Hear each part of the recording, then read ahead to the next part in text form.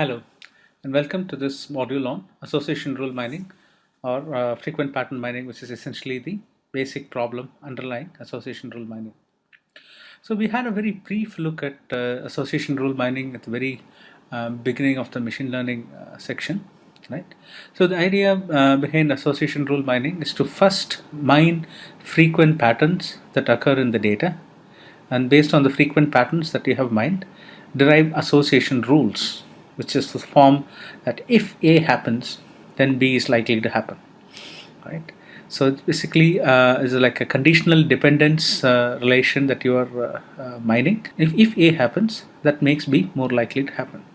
You could find such patterns in sequences, looking at time series data, like financial data, or looking at fault analysis, where one thing causes a fault to occur. Or you can look at in the transactional data context, which is where it was originally proposed, and that is what we will look at in more detail in the rest of the module. And more interestingly, you could also look at mining frequent patterns and associations and graphs, which is prevalently used in social network analysis. So let us look at mining transactions for the rest of the module.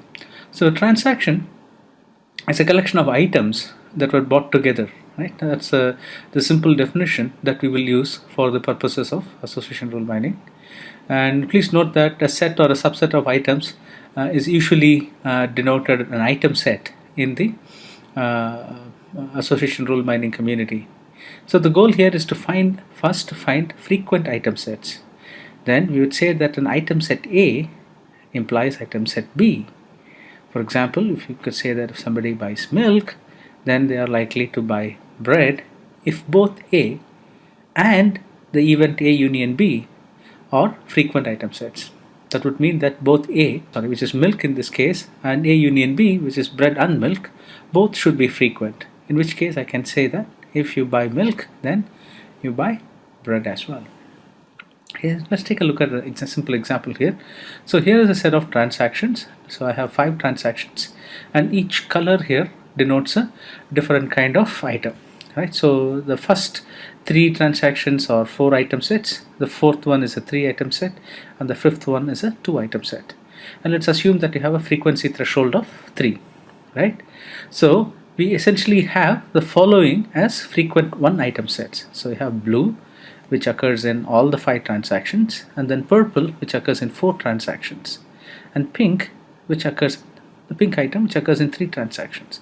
So none of the other items occur in 3 or more transactions. So the frequent 1 item sets are just these. So the next thing we have to look at is the frequent 2 item sets.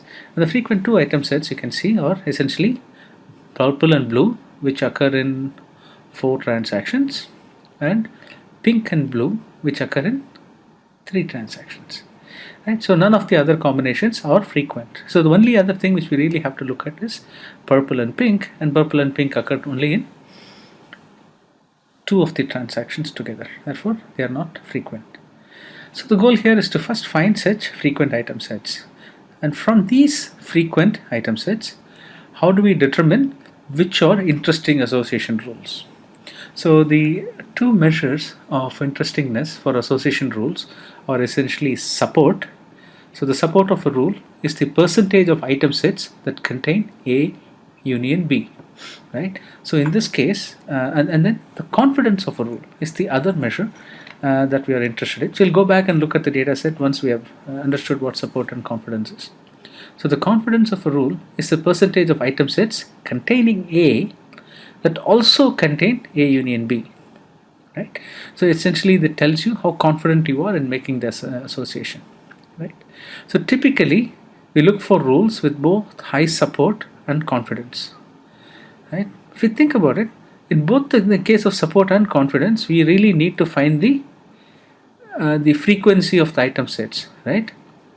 So once we determine what are the frequent item sets and what their frequencies are, then we can easily determine what are the relevant association rules. So more effort needs to be focused on counting rather than the association rule itself. So that is why I said the frequent pattern mining part of it is more interesting than the association rule mining part, right? So let's go back and look at the patterns that we have mined so far.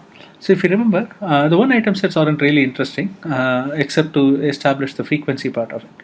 So let's look at a rule which says that purple implies blue. That if you have bought purple, then you are likely to buy blue, right? So if purple occurs in your transaction, then blue is likely to occur.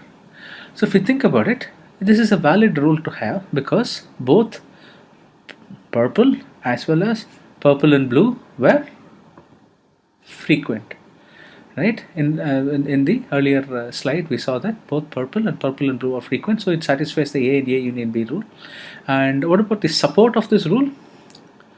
The support is essentially all the transactions, the number of transactions in which both A and B occurs, so where A union B occurs, divided by the total number of transactions. So A union B occurs in 4/5 of this data set, and therefore the support of this rule is 4/5. And what about the confidence of the rule? The confidence of the rule is whenever A occurs, right? How many times A union B has occurred? And in this case, it turns out that whenever A occurs, A union B occurs. Therefore, confidence is 1, right? So likewise, for the pink implies blue rule, you can see that the support is 3/5 because that is how many times pink union blue occurs, and the confidence is 1 because whenever pink occurs, pink union blue also occurs, right? So what about this rule? I mean, is this a valid rule to look at? Right? Both, blue is frequent and blue and purple is also frequent, so that is a valid rule to look at. But is that a better rule than the one that we saw earlier? That's not necessarily the case because the support here is 4/5 and the confidence is 4/5 as well. So the earlier rule, which is purple implies blue, had a higher confidence than this rule. But both of these are possible rules that you could consider because both the rules have a high support and a high confidence. So this is essentially the idea behind association rule mining, right? So it can be applied to a variety of applications. So market basket analysis is one. So as I had mentioned earlier, so market basket refers to the fact that when you go to a supermarket, you're going to buy a set of items together and put them together in your basket. So essentially looking at what goes into the basket at the market, right? So these baskets are considered as transactions, and you look at frequent pattern mining in these transactions. You could look at co-occurrence of words, right? And that can be used to derive certain kinds of topic relationships, right? People have looked at plagiarism detection in terms of frequent pattern mining. People have applied this to biological data, looking at biomarkers, genes or proteins versus diseases, right? So trying to find out associations between co-occurrence of certain protein abnormalities and diseases. We also looked at it in the context of time series, where co-occurrence of events can be used to model trigger events, can be used to identify trigger events.